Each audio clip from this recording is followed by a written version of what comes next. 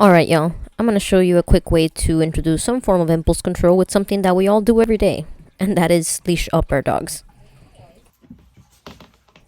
Truffle here gets very easily overstimulated with physical touch.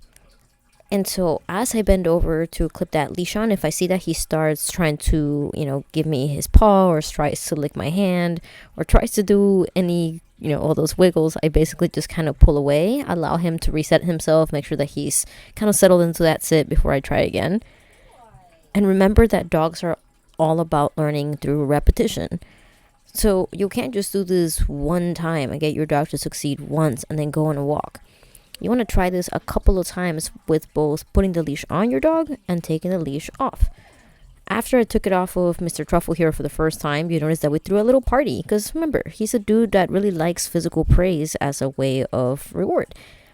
Second time here, you can tell he tried really hard and he actually stays still beautifully for me to clip that on, and he let me take it off like pretty much right in that same rep.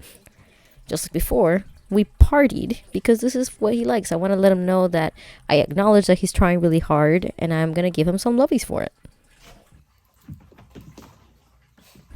A lot of people get really frustrated with their dogs because they get too wiggly when they're trying to clip the leash on, or sometimes their dog might run away. Turn that into a training session to relieve some stress from both you and your dog. It's a good opportunity to practice impulse control daily just before a walk.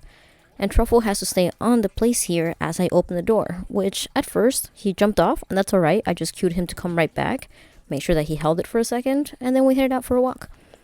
Set up your dogs for success before you go out and practice your attention before you need it. Happy training.